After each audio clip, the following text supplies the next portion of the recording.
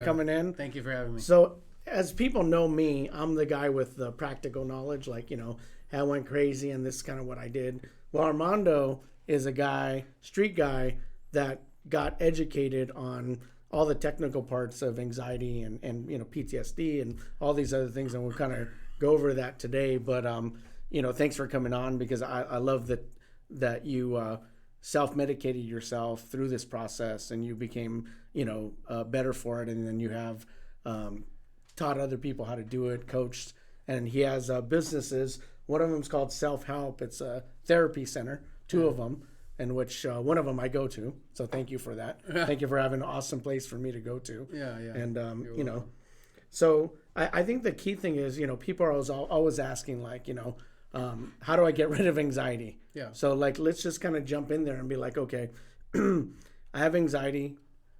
What do you recommend for me? Is there a magic potion? Is there some kind of NLP or EMDR? Kind of like, is there something technical that I could do to eradicate my anxiety? Yeah.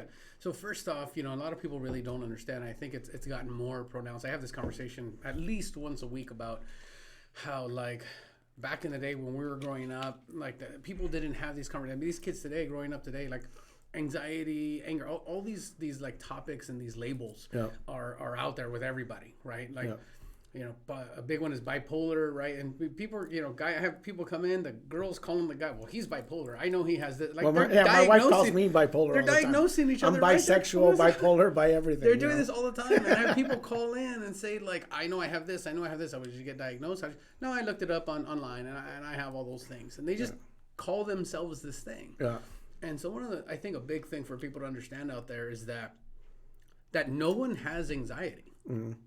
What do you mean?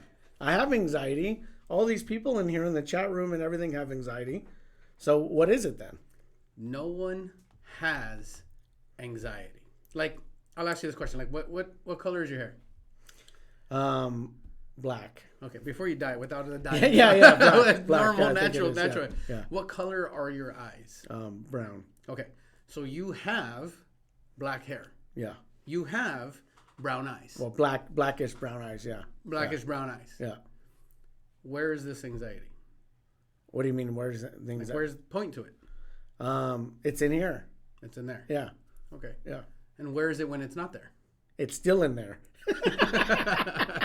It's in there all the time. So what happens is, like, anxiety is like a state of being, mm-hmm. right? Or a state of mind. Or it's anxiety is really something, just like all the other emotions that people have, anger, they have all these other things, depression, all that, whatever they call themselves. Mm-hmm. But it's not something that people have. It's something that people do. Okay. Right? It's something we do. Mm-hmm.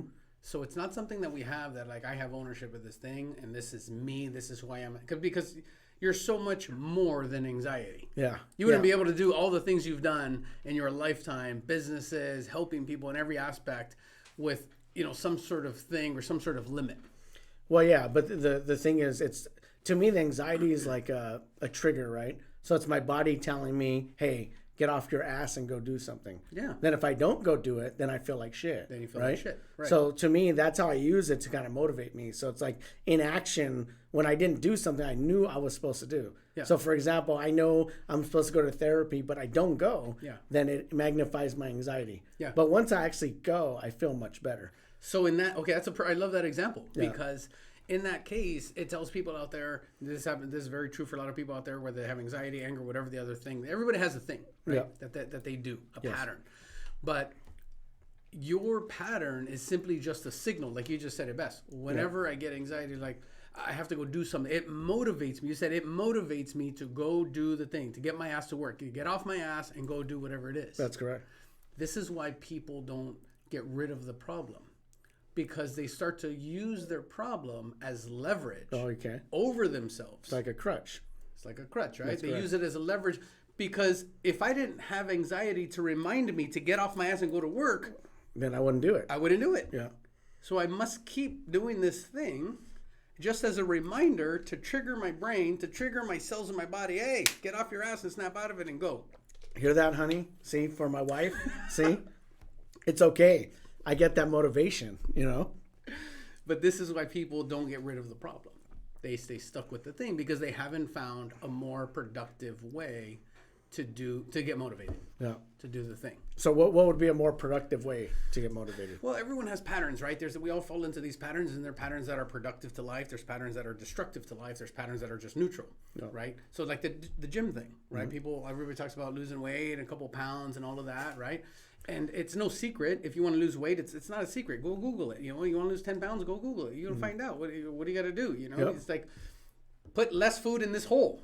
It's like go exercise. Eat clean. I mean, it's basic fundamentals. Absolutely. But why is a majority of the we have like almost I think a 40% obesity rate here in this country alone? Well, I'm guilty of that, right? Because whenever I get a little depressed or I get some anxiety, I want to eat, right? And I eat Mexican and I eat wet burritos, right? Yeah. So, I mean, the joke is I'm self-sabotaging when I'm eating burritos, and I had a burrito today. Thanks, Ethan. Because there's a part of us that still has this void, right, for this other thing, and we go feel that thing, and then you feel good, right, and then you feel calm. It kind of soothes your soul. Yeah, burritos make me feel good. Burritos, burritos take away my anxiety. They make me feel pretty good too. I can have a lot of things going on, but there's a place that I got that's my spot. I go there. Yeah. It makes you feel good. But people get caught in these patterns. We have patterns that are productive, patterns that are destructive, and the thing is that your body psychologically or neurologically still has the drive to do something. So if you take away anxiety or depression or sadness or guilt, fear, any other thing, if you take it away, there's this void internally in the body, literally at a psychological level and a cellular level. Yeah. So now your brain is thinking like, well, I used to do this thing. What am I going to do now if I can't do anxiety anymore? Where do I go? So it also has to be replaced with a productive pattern, some other thing, an ulterior thing to be able to do. Another form, another way to be able to get us motivated. And that's something that usually people figure out. Like, depending on the person, it's slightly different depending on what's important to them, to be able to fulfill that person's individual needs. Yeah.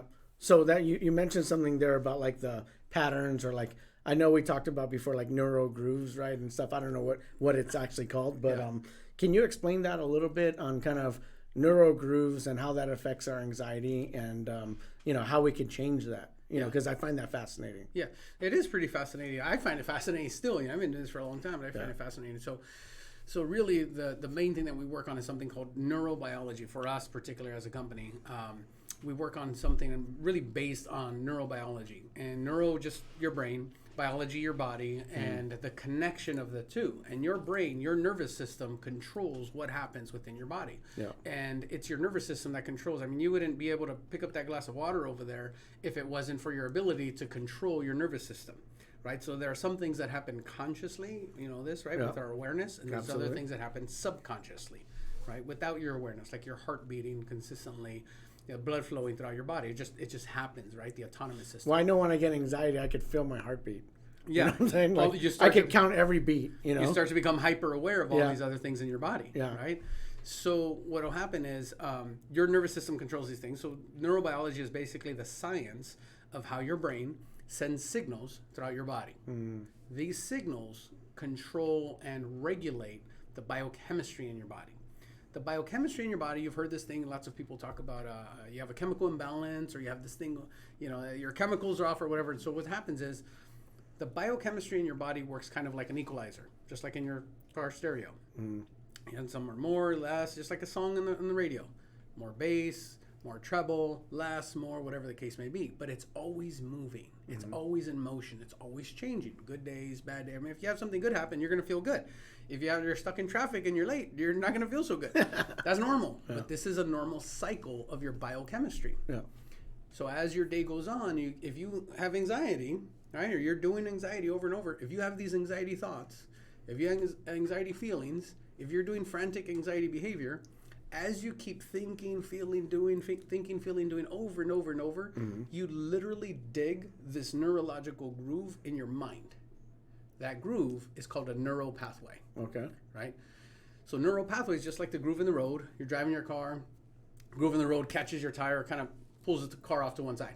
The same thing is true with your thinking. You could be totally fine, right? All of a sudden, a word, a phrase, your girl gives you a certain look, right? Oh, I know that look. I know that look. Yeah, they give you that look. I get that look and often. Just like that, it hijacks your thinking, takes you down this groove, She loves to hijack my thinking. and too, you yeah. go down this groove, and it could be whatever it is. It could be in the anxiety groove. It could be the anger groove. It could be the sad, depressed groove. Whatever. So it's a reflex, right? So it almost Kind becomes of. like a reflex. It's like so a reflex. Something happens and boom, you just automatically go there. It's like a reflex, but remember, it's a nervous system reflex, and your brain is so fast that you don't. It's so fast you don't really catch it. Absolutely. You don't think about it, right? Because it happens in a millisecond. Now I'm scared, dude. Now you got me scared, dude. You know? But I guess the question is, so you're saying there's these pathways now, right? These grooves. Well, we all have these. This is part of normal thinking. This is how your brain operates just normally, Okay. right? This is how it just operates normally. So you have a route in your brain. This is probably why you take the same route when you get here. You're coming from a certain direction. You get off the same way. You turn in the same way. You don't take some random. Are you following me? Because I'm a creature of habit. I just You already what know I mean? everyone Right? is. We all are. Okay, good. Now I feel better. This is why. Thank you. This is why people do the same things over and over, because we are all creatures of habit. Good. We all have these neural pathways in our mind for everything. You order the same number 13 burrito special and you go to the plate. We all do those same patterns and do the same things. Yeah. And when you do something different, it feels odd. Yes. It feels off, because your brain has to now create a new path that has never gone down before. Yeah. Just like hiking in the woods. You see the paths, everybody goes there, so you're like, I'll follow the trail. But if you just go walking off in the brush, you'd have to go through that over and over and over to create a new trail. Mm-hmm. So I learned something new also too, that from Nancy, right? Is once you go and pick a new path, the actual old path gets grown over. that's true. Right. That's true. And then she also said that you need to do 21 times to go down a new path to make it a habit. Yeah. 90 times to make it a lifestyle change. Well, you got to condition it. That's the whole point. Just like a muscle, right? It's like, do you get in shape when you go to the gym one time? No, right? You have to go. You go twice and you get in shape. It's like, it's just about consistency mostly, Yeah. right? You got to build the muscle up until it's strong enough to maintain itself. Okay. That's really what it's about. So, you know, like I wanted to go work on therapy, so I obviously went to your place, right? Yep. And met with Nancy and some of the other people there, and you know, so explain to me what results therapy is, because you know you're talking about neural pathways and all this other stuff, and Yeah. I'm sure people are like, "What the fuck is going on here?" Yeah, yeah. You know, but I find it fascinating, Yeah. you know, and it also helped me personally a lot with my anxiety. So I want to kind of expose people kind of to that. So what is the difference between normal therapy and results therapy? Yeah, so normal therapy, what people have probably heard of, many places they get out there too, which is oftentimes called cognitive behavioral therapy, DBT. There's another one. There's just several of them, but it's very commonly called talk therapy. Yeah. Right. Is that where you get a Kleenex box and you just like cry? And Pretty much. They tell you, you know what, everything's going to be okay. How does that make you Yeah, feel? yeah. You know, tell me more. $199 later. And Oh, then I that come type of back and I have the same problem every And then week. you come back next week. Yeah. And then you go back the next week. Yeah, I've been there. I've been And then there. you go back the next week, right? And then 6 years later, you're like still going back. That's why people And- want to hire me as a coach, because I spend $20, $30, $40, $50,000 on therapy. So they're like, instead of going to all these therapists, we'll just go see you. You know? So what happens is, you know, we get a lot of people that tend to have gone to the traditional route. They don't get the results they expect. It's been 6 months or it's been 6 years. They've been on medication. They've tried everything. They've went to a Chinese herbal place, and they went to a witch doctor. No one can help them. Yeah. They send them to us, and we can help them. That's that type awesome. of place. So results therapy is just a platform based on identifying some foundational basis about where people are today, some past things about what has affected them and caused the system to be where it is today. So what really one of the most foundational components for us is we view the person as a whole. Like that you are not broken. You are not broken. Yeah. Right? There is no problem with you. Everything that has happened in your life or in your past has contributed to this system, the whole of the system, and has created you to be who you are today. Now, many people get caught up with this like positive or negative or good or bad type of thing. But what we don't realize is this is a universe of light and dark, right? This is a universe of, you have positive and negative charges in order to create electricity. You need it. This is just a polarity of life. This is just we are part of this universe. Yes. So I think a lot of times people have like this belief that if I do these types of things, I'm not as good. And if I do these types of things, I'm better. So I need to do less of these things and do more of these things. And then my life will magically be better. Yeah. But if you've ever tried to do something like that and lived your life a certain way, a certain lifestyle, positive thinking, or back when The Secret came out, stuff like I that. tried that. I tried it. Yeah. And then if It worked for about a month. it worked for about a month. Yeah. But then what will happen is all these other emotions that are natural, they get suppressed. Mm-hmm. And then you start to feel more depressed and more anxiety because you feel like this shit's not working. Yep. When is my whole life going to be positive? When is my whole thing going to be good? And when am I never going to have a negative thought ever again in my entire life? Yeah. And Never. well, yeah, I mean, that's what I learned too. It's like, hey, I view anxiety as like it's an emotion. And when you just kind of neglect that emotion, it starts kind of saying, hey, what about me? What about me? Right? So it starts coming out. So really, it comes out. You're right. It does start coming out, but it comes out to help you, to serve you. The purpose it comes out is the reason is it just comes out as a signal. It is your body telling you to get off your ass, get motivated, and get to work. And do something about And it. do something, whatever it is. So that's just a signal, right? But results therapy is based on an understanding where the person is, all the contributing factors that have affected them today, and there is an actual specific process we take people through. To there's a framework, there's tools that we use, techniques that we use, lots of different ones, and then we take people through this process. So number one, really, we identify what the actual issue is. That's number one. We have to figure out what is the problem thing. Is there, like, I've been doing a lot of coaching and, kind of my own work for, I would say probably saw over 1,000 people. And majority of the time it's consistently shame.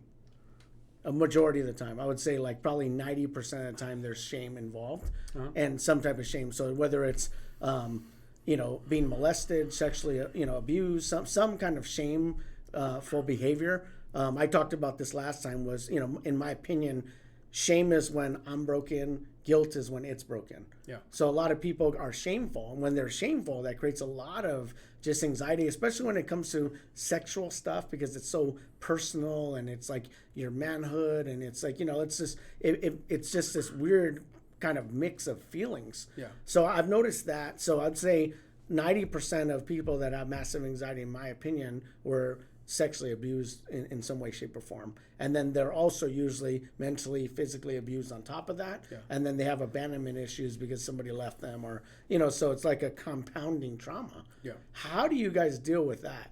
Like, is there a specific, is it like, EDMR or NLP or, is there something that could help with people that have compounding trauma? Yeah. And I guess there's two parts of the question. So let's go with that. What can people do if they have compounding trauma like that? Yeah. So there's lots of things that they can do. There's lots of solutions, Yes. basically, right? So when people have whatever experiences have happened to them, and everybody has tons of different things. What's happened is, as we go on from life, I'll tell you this quick story. It's pretty cool. When a child is born, right, from the woman in the womb, what happens is at the moment that child comes out, there is this huge surge of oxytocin in the body for the woman, right? Oxytocin is this love. It's like this hormone that you feel when you feel close to somebody, connected to someone. When you hug somebody you care about, right? Yeah. And so that's what bonds the mother and the child, right? Yeah. That's there, designed by nature, so that woman, that mother, will do whatever it takes to protect the child, to keep that child alive, right? Till they're 18 and then leave the house, because we know everyone. And then after that, it fails, right? Because after that, it's gone, right? But I mean, think about this: is like More like 26. Yeah. nowadays, right? Yeah. It's like if that child does anything weird, crazy, stupid, or whatever, who will always be there? The mom. Mom, Yeah. right? Oh yeah, yeah. Dads my are wife. different. My wife's still, even if they're wrong, she's still. Even if there. they're wrong, they're You know still what I'm there, saying? right? They'll Yeah. defy the husband to take care of the child, right? Isn't that the truth? It's so because oxytocin. So was how do we supposed to- fix that?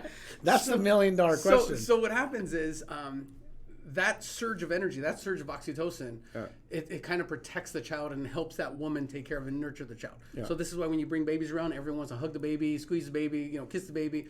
That baby will scratch your eyes out, crap on you, barf on you and everything, and people come back for more. Yeah. Why? Because babies bring out oxytocin in people. Yeah. So it bonds and connects them. This is why you smile automatically, unconsciously when you see a small child. That's why people like alcoholics. They keep on bringing them around. They right? keep on bringing them around, right? Same thing. So what happens is when people get that connection, they still keep feeling the oxytocin. The child knows as babies, this happens to all of us. This is what fucks people up from birth. Okay. Everybody believes that I don't have to do anything, and all the love will keep coming. Yeah. Everyone will love me, no matter what. People say, "Oh, babies, they're so giving, they're so loving." They're not loving. They're selfish little bastards. They don't care about you. They care about their bottle, their little chupon thing, right? And that's their it. little toy, and that's it. They don't care about you. Yeah. They care about themselves. And think about when babies are born. Their whole world revolves around the baby schedule. Yeah. The baby sleep schedule, where the doctor's appointments, whatever they got to do, right? And so they get used to that. And then there comes a moment where child number 2 is born. Yeah. All of a sudden, their value in the marketplace drops. Yeah. In that moment, they need to figure out a way and find a way to survive in life. This is when kids start with different types of behaviors. It could be a problem behavior. The child can say, like, I'm going to achieve more to stand out more than the baby is. The competitive factor. The competitive thing, so they can be an achiever. They can be a pain in the ass. They can come to you and bring the love to you. Hey, no love is coming to me. So, hey, do you need something? Do you want something? Are you cold? You want some water? Do you want a Monster? Do you want something to drink? Yeah. They come to you. This is the pleaser person. Yeah. Right?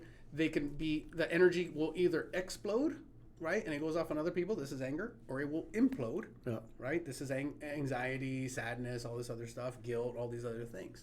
So that's what happens from the beginning, from childhood, is that there comes a point in a transition in a child's life where our value starts to drop. People don't just come for no reason, right? Think of a baby. If a baby was somewhere, everyone would come to that baby and care to the baby. Absolutely. If you see an adult, nobody comes to you. People ignore you in the street. Yeah. It's like, bitch, don't you know I'm important? Yeah. My mom tells me all the time. Yeah. Don't you know I'm handsome? Don't you? Nobody tells you anything. Mm-hmm. Not only do they not tell you things now, especially in social media, they talk shit about how you look and all this stuff. That's right. Right. So all of a sudden, we need to find a way to survive, and it starts to affect the operating system, just like your phone, Android, iPhone, everything has an operating system. It starts to affect the operating system of the mind, and things start to get twisted and distorted in order for survival, for us to be able to survive in life. Wow. Because that's the number one thing. This is why children, when they're born, that oxytocin is flooded in the body. Yeah. That child knows, if you ever seen a small child, mom walks around, you can have mom walk right out that door, that child will start screaming the moment they can't visually see their mother anymore. Yeah.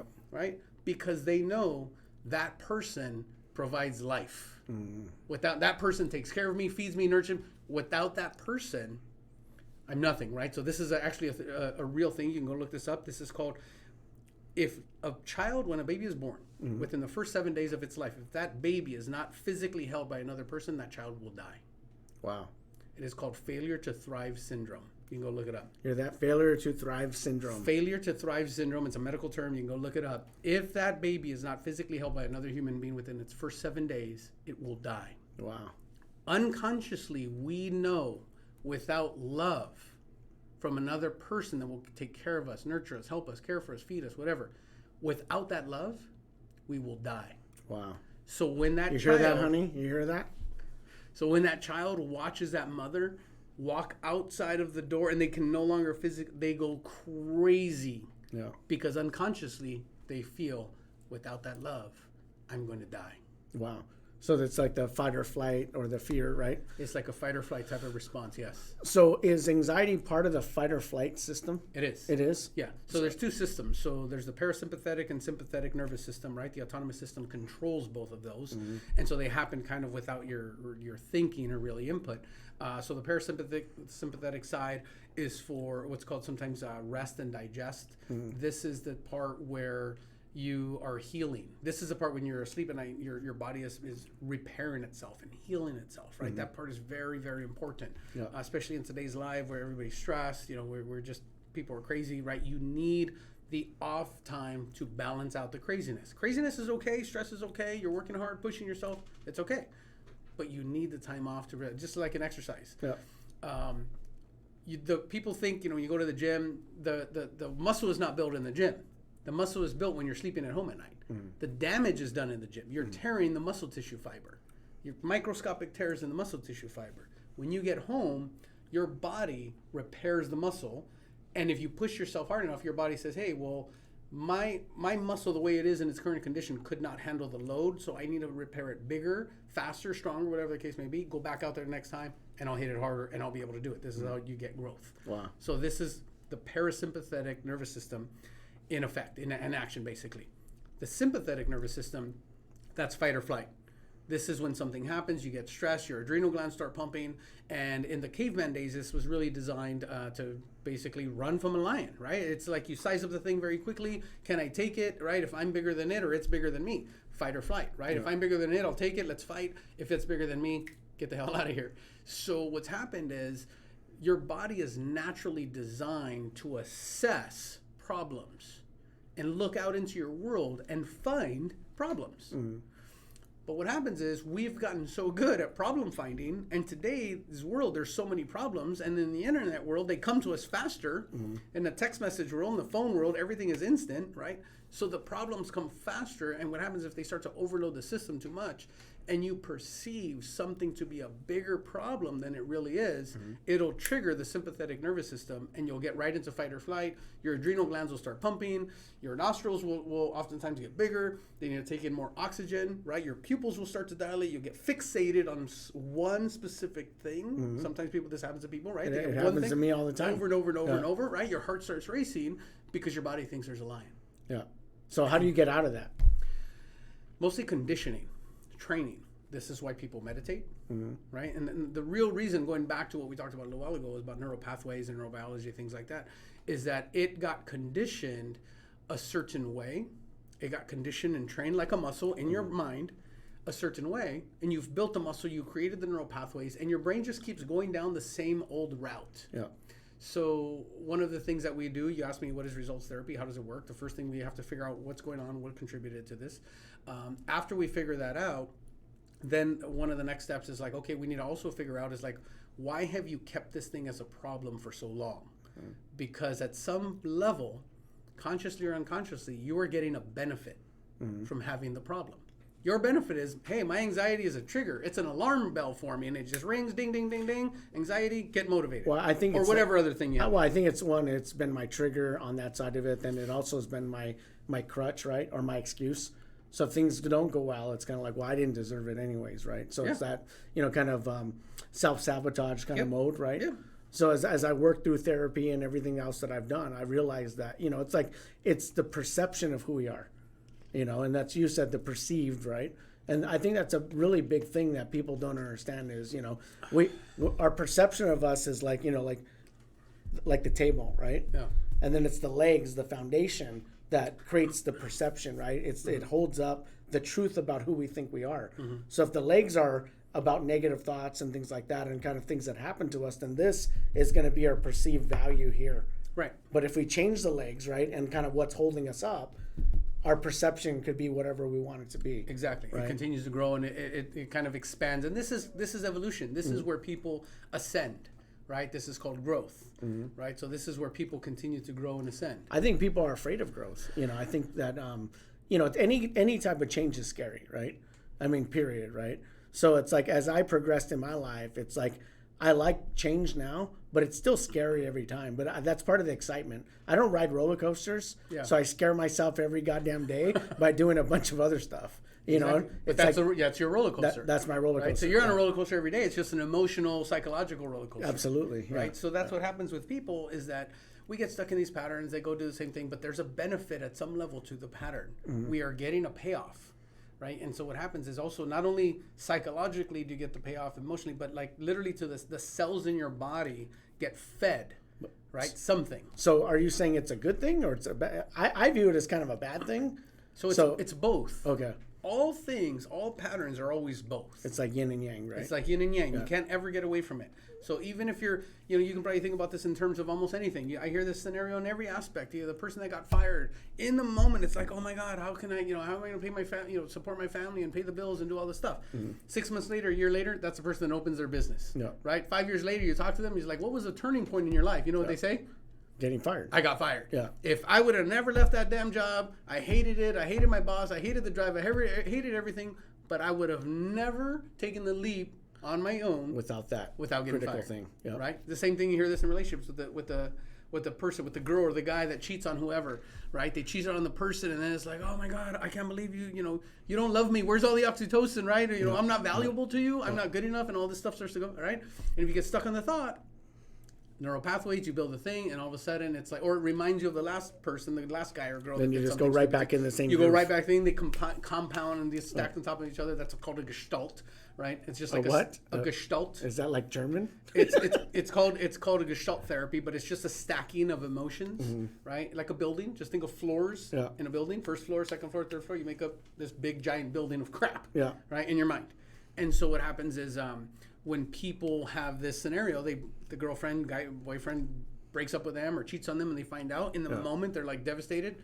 6 months later, a year later, they meet their soulmate. Yeah, they would have never met their soulmate if they didn't get devastated. If the thing didn't happen. So this is the dichotomy of life. So I'm just going to create chaos every fucking day then, right? Go ahead. Right? You know why? That's how great things are going to happen.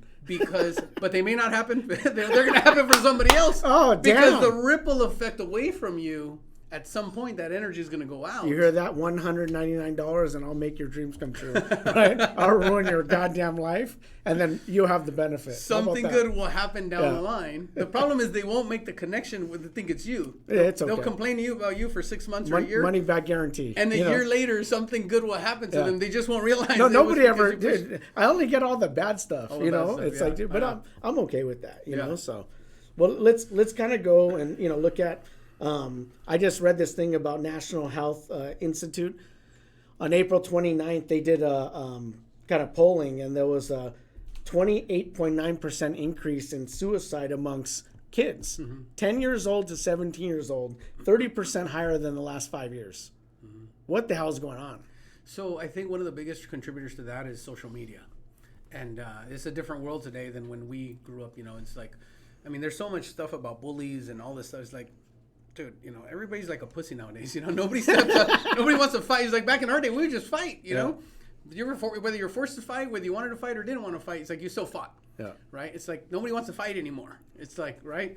But everybody's like, oh, this person's bullying me. Let me go over here and tell whoever, and then something's gonna happen. It's like what's gonna happen? Usually, what happens is the overprotectiveness of parenting causes bullying.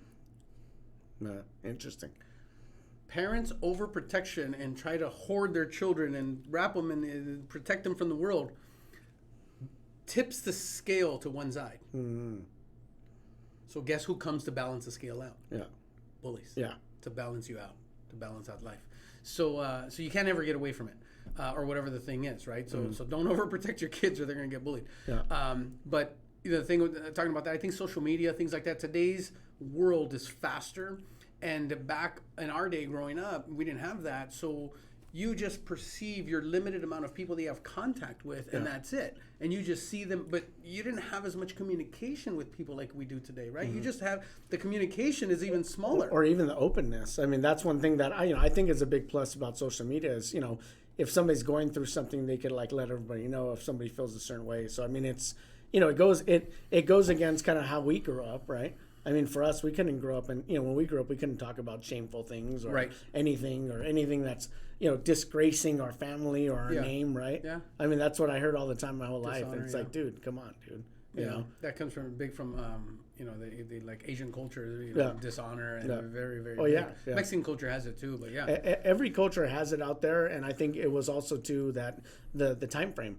It was all about like, looking perfect, being perfect. I mean, I talk about that all the time is they used to get dressed up to go on airplanes, Now you'll be lucky if you wear sweats. You know what I'm saying? Like, it's just totally different. You were in high class if you were in a train or you're in, an airplane before. Now it's like it's commoditized, you know? So it's totally a different mindset. But, think about like that, right? So is there a fixed mindset? Is there a different mindset? Like kind of what do you think people have when they have anxiety when it comes down to, is it a fixed mindset to where they don't want to change and they don't want to evolve and that's what gives them the anxiety? Or...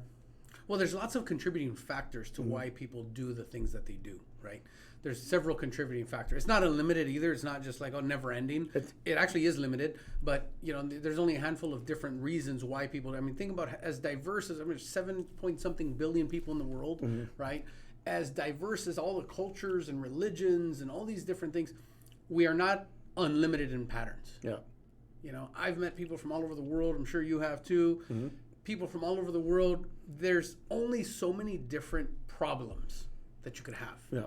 there's only so many different emotions and problem emotions and problem things. So at this point, in being in this field, I've heard thousands of scenarios, thousands upon thousands of stories and scenarios and stuff, and they all fall within about a dozen different things. Honestly. Absolutely. About a dozen different patterns. Yeah. Outside of that, there's not very many.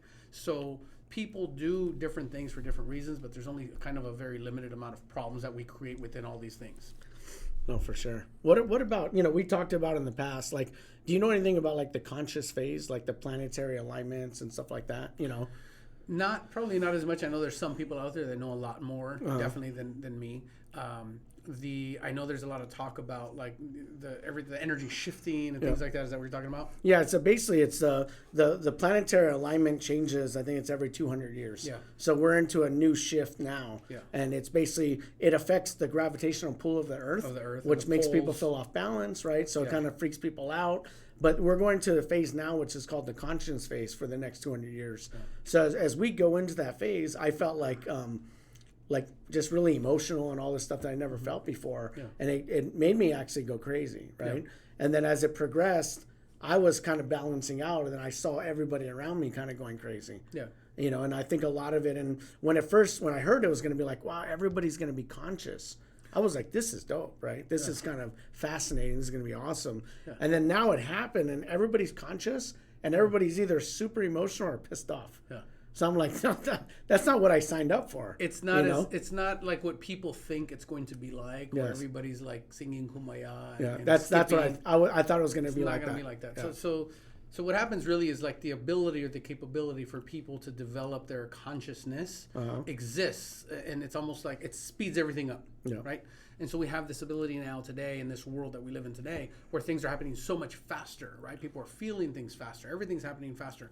And so what happens is with people is that if the problems are really designed to help you ascend, like we talked about a little while ago. Mm-hmm. And so when people have problems in their life, what happens is these problems are there serve different reasons to help us. Mm-hmm. And if every problem and every level you get to, so usually, you're kind of just going along life and then you hit a problem. And then this problem is a threshold. Now, if you don't resolve the problem, whatever problem it is, it could be a decision you have to make. And I know there's people out there who have a big decision to make right now. It could be in finances. It could be in your relationship. It could be in your health, your weight. It could be in your mindset, your emotions, whatever the case may be. But if you don't resolve the problem, you hit like this wall of a plateau. Mm-hmm. And you don't stay still, though. You actually kind of digress and go backwards because you stay in this cycle of whatever the thing is, and you just kind of stay stuck there. Mm-hmm. And you'll stay stuck there as long as you do until you make a decision to get yourself out of it.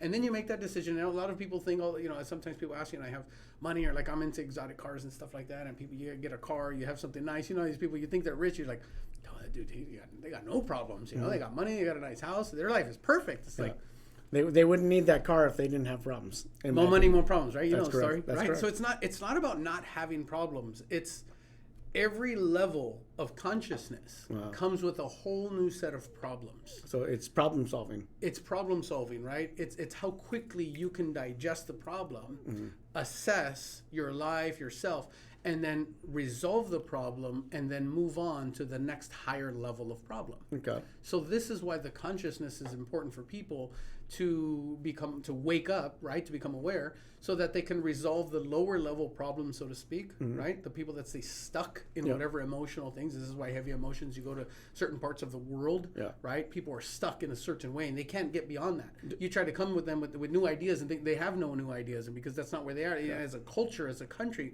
they're not, right? So the more progressive you get as a people, as a culture, as a country, the more progressive that country, that area, it goes down, to your family, it goes down to the one singular person, and it goes up to the country and, up to city, states and everything. And then it just raises the consciousness. But the more awareness that they have, the faster they're able to resolve problems, and the more growth there is, the more business there is, the more commerce there tends to be, right? It's not about being happy either.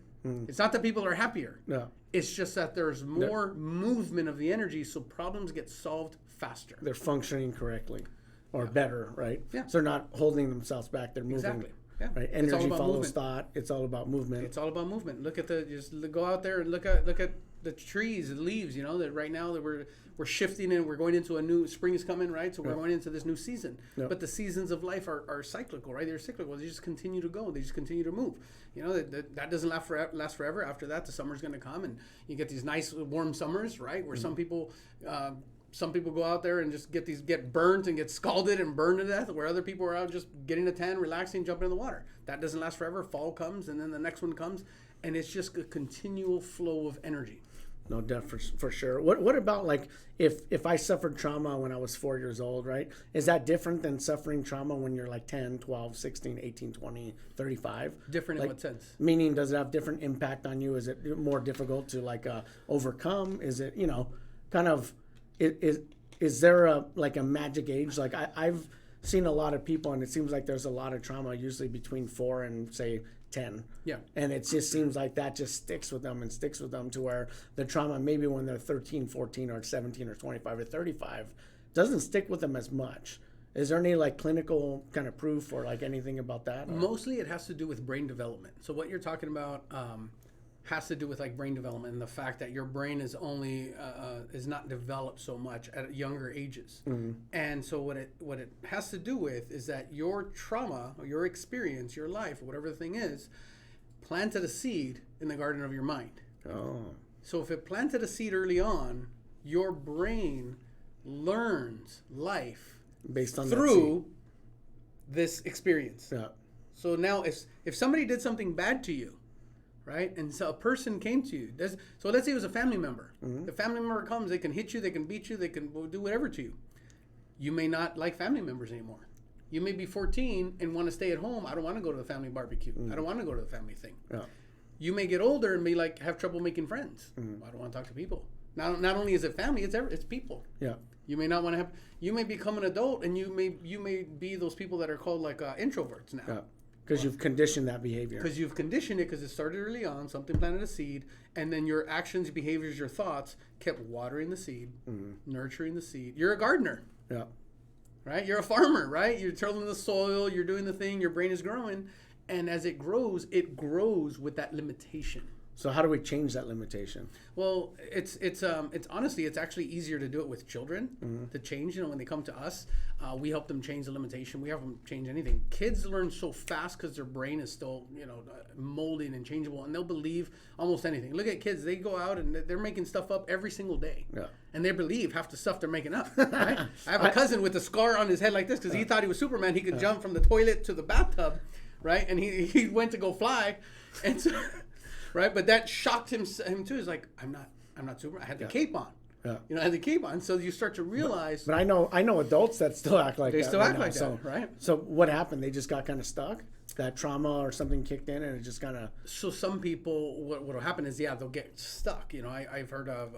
I got this one guy I know of. His father died when he was I think 9 or 10 years old. He's about 40 years old now. Yeah. But he has not grown emotionally since that day. Yeah. He's a 40-year-old man.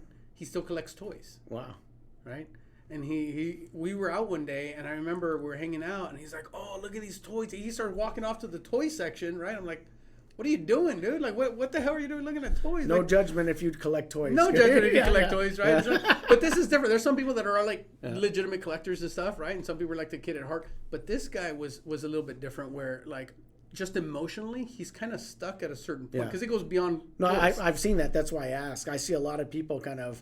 Whatever their trauma is, they kind of get stuck, They'll get stuck there. So I see a lot of even males that get a lot of anger, throw stuff, break stuff, what I'm saying? Yeah. So it's attributed to potentially trauma at a certain age where they used to throw things and throw What's patterns usually, because people just think of what happens with the child that goes to school that just, beats up everybody. Mm-hmm. It's like, well, he learned that somewhere, right? It's like, well, that's what they do at my house. Yeah. My dad doesn't get what he wants. He just beats up everybody until they listen. So now you go into school. The child doesn't know. They just observe what they, in their environment. Yeah. Right? It's like the dad, the story of the dad telling the kid, "Oh, hey, son, go bring me a beer." He's like, "Hey, by the way, don't drink." Yeah, yeah. Right? But bring me another beer. Yeah. Right? And so then they grow up and they start to do these things of what they learn in their environment, but it's not until we're about mid-20s, almost 30 sometimes, where people realize it's a problem. We start to get into relationships. We start to build higher level relationships. We start to screw up those relationships. And then there comes a point of questioning where we start to question ourselves, is this pattern working? Is this thing working? I've been messing up my life for the last 10, 15. By then, you've been doing it for 20 years. There's weeds in the garden of the mind. Yeah. And now you got to go pluck them out one at a time. And it is a process. It's not hard, but it is a process. And you have to be committed to the process. Just like committed to exercise and be lean. And it's like eating one salad in your week, you know, and bragging about how great you are, and then eating a double chocolate fudge sundae on the weekend is not going to do it, right? It's like you have to be consistently doing the right things to get lean, fit, in shape psychologically, just as well as physically. I noticed that when I'm doing therapy, you know, for myself, meaning going to people like yourself that have therapy places or different things, I noticed that if I go in there with intention to actually learn and actually what I call solve a problem, I get better results. Yeah. You know, just straight up. So the more vulnerable I am, the more that I could share. I've noticed that it's kind of like bam, like it's so much easier when you just kind of say, look, this is what's going on. Yeah. You know, as opposed to like, I don't understand why people would try to make the therapist guess what's going on. Yeah. It's just, it's kind of weird. You know? It is weird. I know exactly what you're talking about. I call it sending smoke screens, right? Yeah, yeah. They're basically smoke screening you, put oil slicks down, and it's like, they don't want you to know. I think it has to do also with people's level of communication or not. Remember that people have suppressed this thing for who knows how many years. Yeah. And they're now bringing it out of the closet. Yeah.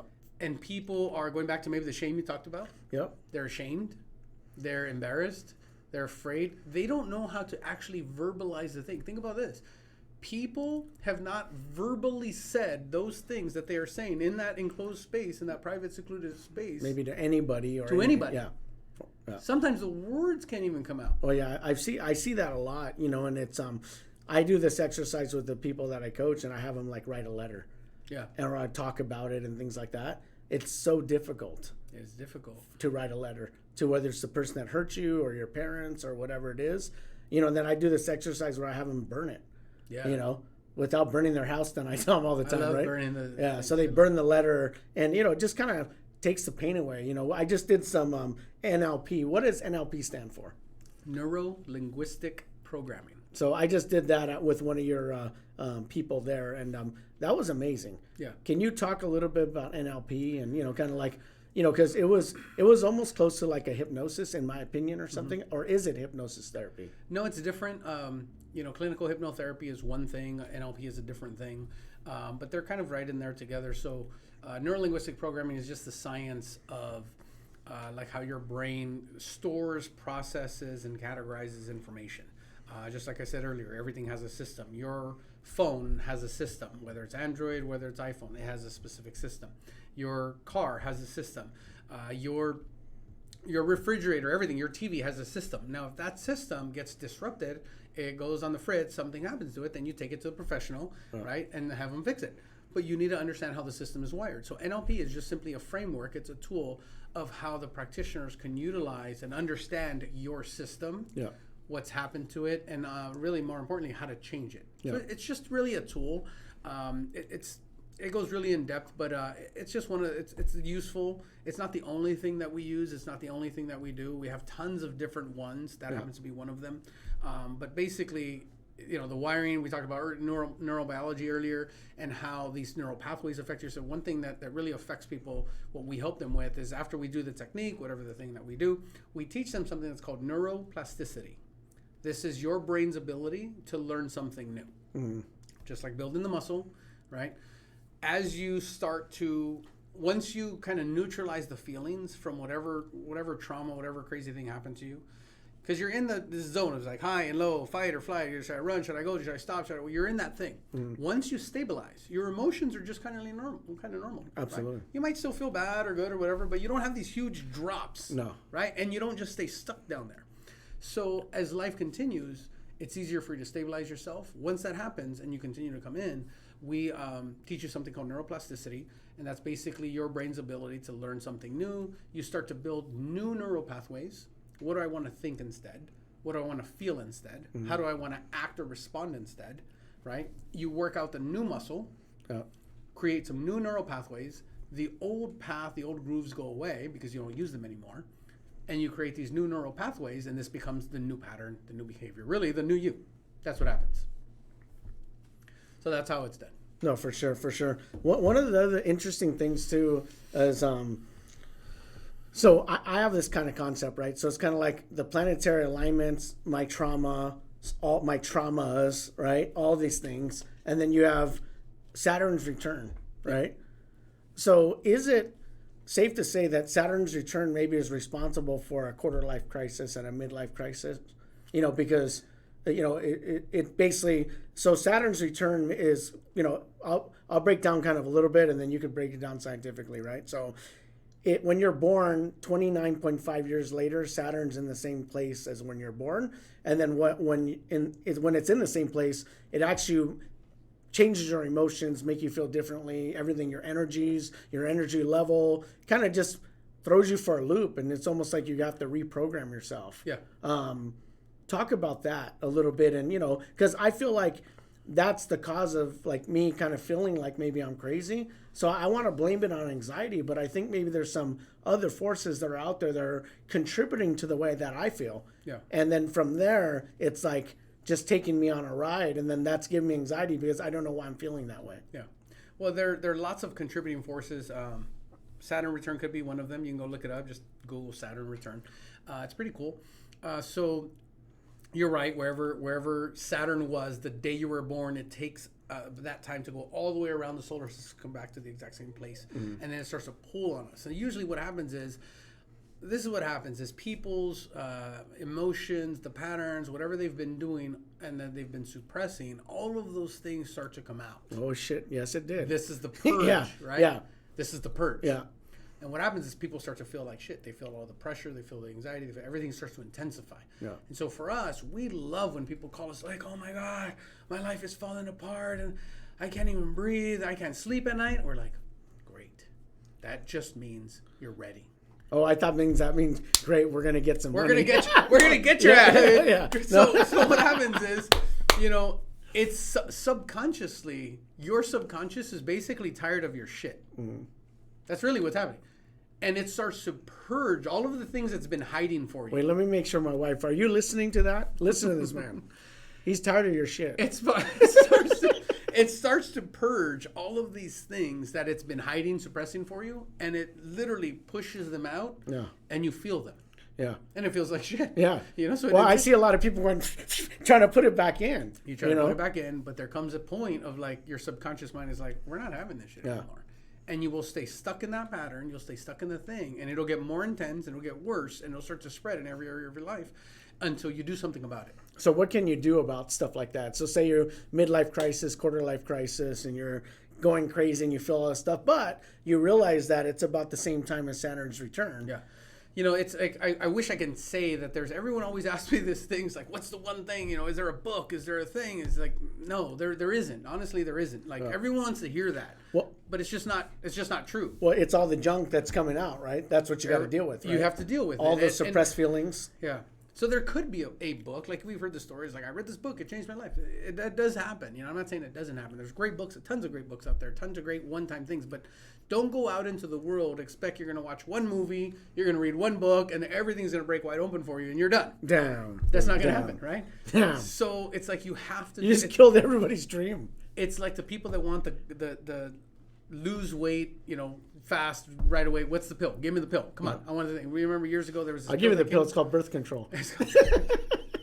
Right? So it's like the same thing with the get rich quick schemes. Mm-hmm. It's like you built businesses before. You don't know how much time, energy, effort, and it takes more time than you thought it was going to take. It's more of a pain in the ass than you thought it was going to be, right? It's just not what you thought it was going to be. Well, if you actually quantify your time and all your investment, then you're losing money constantly. You know what I'm saying? Like people just don't value. They don't pay themselves. It's like I did really good, but I don't get paid. It's like, well, then pay yourself and then see how good you do. Yeah. So people have to be willing to do the work. Yeah. That's the biggest thing. It's like going to the gym. It's like, do you want the pill? It's like, well, you could take the pill and lose 20 pounds, but you're still going to be flabby. Mm. You're just going to be 20 pounds lighter, but you're still going to be flabby. You go in there and look at your arms. You're still going to dangle. You're still going to look like shit. You're not going to be ripped. You're not going to be lean. You're not going to be fit. And more than that, you're not going to have the confidence internally to know that psychologically, I pushed my ass in that gym and I pushed myself harder and I threw up after and I went back the next day for more. Mm-hmm. And all my friends were like, what are you doing? Let's go over here and do this thing. And I'm like, no, I got to go to the gym. I'm busy. Yep. And they don't know the discipline, the sacrifice, and all of those other things that breeds inside of you Yes. confidence, Yep. strength, power, and then you go push to the next thing. Yep. What's the next level thing for me? If I can do this, I kicked ass here. Where else can I go? What else was stopping me? What other limitations do I have? And then they go, then that's real ascension. That's real growth. Well, for sure. And, you know, for me, confidence is super simple, right? It's basically just knowing you could survive no matter what. And that's really what's helped me kind of go and achieve and everything else. It's like I'm building on each foundation so I could go and achieve more, achieve more, achieve more. And not so much just make more money. When I'm saying achieve more, learn more. Yeah. You know, like kind of just open myself up. I realized that when I open myself up to learn, I'm less nervous and everything else. So I always tell people that anxiety is killed by curiosity. So the more curious you are, the more you actually want to find the solution. Yeah. You will kill your anxiety. Yeah. So you're going back to the beginning. You said anxiety is not. It's something that we bring onto ourselves. Then. It's not something you have. Yes. It's something you do. What happens to your anxiety when you're sleeping? It's just still there. What happens to anxiety No, when just you're like chilling watching a movie? The only time I don't have When you're like anxiety- in a really good mood, when you're having sex, it's like it's just magically gone. It's like it's something that we've conditioned ourselves to do. And I do this cool process with people in the office, and I show them like how you can get yourself into anxiety, how you can get yourself out. You want to be angry, you want to be sad, you can go in and out of any emotion you really want to, and you can control going in and out of any of those things, any of those emotions. Just like the guys who do drugs and drink and everything. I'll get them high right there in the office. Be like, dude, you want to get high? Your body produces all the biochemicals you think that drug is going to produce. Yeah. That drug is just triggering, like the equalizer. It's just raising up all of these biochemicals, telling your body, telling your brain neurologically, produce this, produce that, and then you feel the high. That's a new business. That's a new business, dude. We'll get people high without getting them high. I had this guy come in one time who he wanted to get off heroin, and he was like it's funny because he wanted to get off heroin. He comes in and he was like nervous, and he's like, he was afraid. Shit. You think he's He was afraid that he was never going to be high again. Oh, damn. That's what he was like. I feel so good when I'm high. He goes, I don't want nothing else in life gives me this high. And I was like, dude, you want to get high? I said, we'll get high right now. He's like, you got some? He looked at You're like right here, bro. Check He it looked out. over at me. He's like, you got some? He thought I was going to pull out a spoon and a whole rig and everything. He's like, you got some? It's like, dude, you want to get high? I'll show you what your body is doing. So when there's cool little technique, and he's just laid back there, man, and just he's like, fuck. And then I snapped him out of it, right? He's like, no, what are you doing? Why? Snapped him out of it right But that away. was done through like hypnotherapy, or what was it? No, it was done in 5 minutes. No. But what did you use to get to that place? It's just one of the techniques that we do there. Okay. It was not through hypnotherapy. It's just one of the, it was fast. It was fast. But it was very easy. It was very simple. But I just showed him very strategically how your body gets into these stages. It's almost like, think of this. It's like a combination lock to the brain. If you had we've all seen those little dial combination locks, right? So your brain has a very specific way of how it operates for anything. So your anxiety has its own combination. Anger has a different combination. Feeling good, feeling happy has a different combination. When you get sex and you get really excited or attracted to your partner, that's a different combination, right? Nice. And we love that one, right? We love Nice. open that one up. Yeah. So when you want to get high or whatever, your brain has a very specific sequence and order of how it gets there. Just like the combination, you can have all the numbers, but if they're jumbled up in the wrong way, it's not going to open the lock. So it has to be exact, it has to be precise, and there's what we call a syntax, is the order and sequence of how it goes. If you get those right, exact of what your brain needs to whatever thing, you can feel any feeling you want to feel. That's crazy. That's crazy. We need to sell that in a bottle, right? That's the switch. Right? It is pretty cool. You don't even need a medical marijuana card with that Yeah, one. You it's know what I'm pretty saying? cool. Yeah, it's virtual. We'll send it through the airwaves. Send you it know through what the I'm saying? airways, Right? yeah. So let's go back to your story, okay? So you're a street kid, right? And then you kind of do your thing, struggling, running with the gangs, all that stuff, right? Then you go and you are in a successful business. And then you go on this kind of path to like, I guess, kind of go on this like moonwalk, right? To where you're like going through and just trying to find yourself, and kind of explaining that a little bit so people could kind of get an understanding about like kind of your journey. So you're a successful business guy, street guy, successful business guy. Yeah. And then you just basically went and started doing therapy, training, and all this other stuff, right? Well, for yourself. there was a long process, but yeah, to condense it kind of really fast, is that I was running this business with some friends of mine, and I think I told you a story about the Ferrari. I had been making a bunch of money. I was about 25 years old at the time, and I was making about $250,000 at the time. That was the most money I had ever made. To me, I was rich, right? Hood rich, right? You were rich, yeah. And you're rich, right? If you have more money than everybody, all your friends, you're rich. Yeah. And so, I remember this one day. I bought 5 cars at the time, and one of my cars was a Ferrari, it was a yellow Ferrari, and I pull up at this light, and it's actually not too far from here. And so I pull up at this light, and I'm already expecting the people next to me to be looking over like they always were. You got a nice car, you got a Ferrari, they're already looking. So I look over, and they're not looking at me. And I was like shocked, like, how come you're not looking at me? I got a Ferrari. And so I look over, and these people are just like a normal family, the husband and wife, they got 2 kids. There's a little dog just running around, jumping around there, and they're just consumed with this dog, and they're all having a good time. And I remember feeling empty, like I want that life. Mm-hmm. At that moment, I realized that I was not fulfilled. Wow. Internally. Like, I thought I was, because I had all the stuff everybody says they should get. Society, especially this culture, United States, everybody feels like they should do more, be more, have more, and all this stuff. I had more, and I was doing more, and then I want to do even more, and then I want to buy even more. But at that moment, I realized that I was rich financially, but I was broke emotionally. Mm-hmm. So there was a lot of things missing. That started my journey. I went on this journey, and I found this program that was run by a team of psychologists, 8 psychologists. I became one of their students. I made my way in there. It was a very, very elite program. You could not pay for it. You had to be accepted into it. It was only for people in the mental health field. I was not in the mental health field. But so how'd you hustle your way in that? I hustled my way as a hustler, bro. Yeah. You know how it is back in the day, right? You know people, a couple connections, you make some phone calls. Yeah. And so I made it happen. And so I got in there. Sent some big guys with some guns. It was whatever it took, right? Whatever it took to right?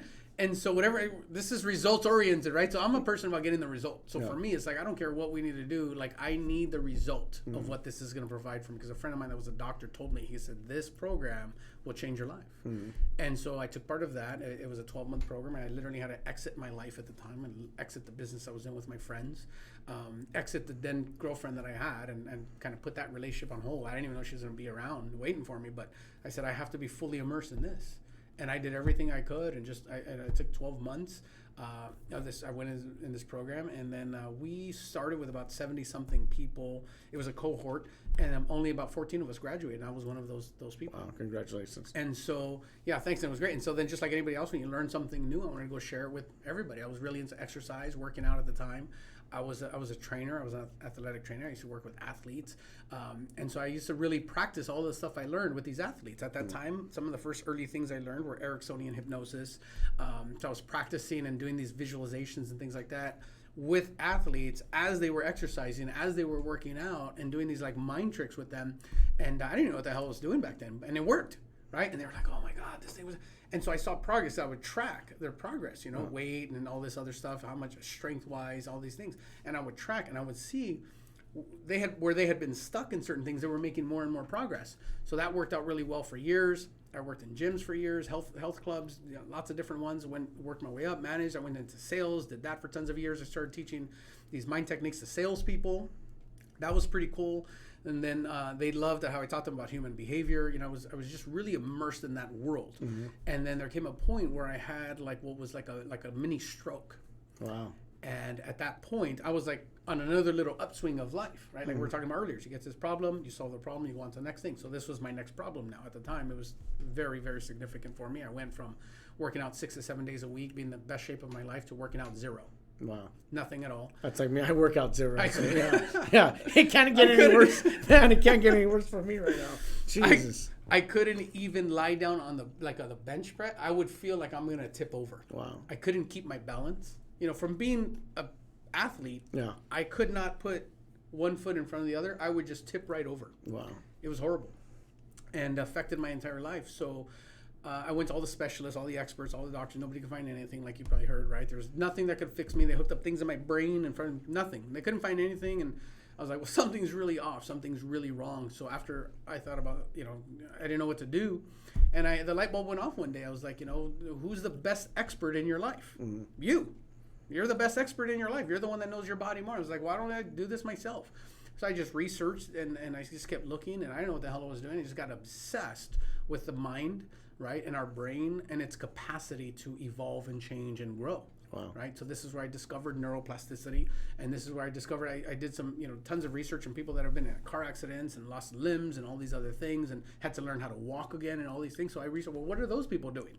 What did they do? Right. People that were in all these different accidents and they were in wheelchairs, and then you heard the story that people tell them, the doctor says, the so-called professionals, you're never going to walk again. 2 years later, they're walking again. Absolutely. Right. You're never going to have kids. And then you got 3 kids. It's like, what are those people doing? What is happening in their mind that pushes them beyond these limits that other people create for them? And that's exactly what it is. It's limits that other people have created for us. So I pushed beyond those limits. I learned, took everything that I already knew, kept growing, and this is where I said, I'm going to teach this to other people. So like if this happened to me, and other people were out there looking for these experts, so-called, and so these professionals, and they couldn't help them. Yeah. There's probably other people like me that are also stuck in life in certain areas and think that this is it. I can't go beyond this point. Absolutely. Right? I hit a plateau and there's no other way. I'm stuck this way because I thought I was stuck that way forever. And so we help people like that today that are willing to do the work, willing to do whatever it takes, and we teach them, our techniques, some of the things that we do, not only in the session with them, but teach them what to do on their own in life. And this is how we help people change their life today. Wow. Well, congratulations. And not saying congratulations you had a stroke, but I'm glad you did, because you changed your life, and you're making huge strides in helping a lot of people, including myself. So. Yeah. And I want to thank everybody for tuning in. And we're unable to answer some of the questions today because of the feed, but we're going to be answering them. We'll probably get on another live and connect with you guys after. And if you do have anxiety, work through it. Message me, message my man right here, and we'll see you next time on the Miles Kovacs Live.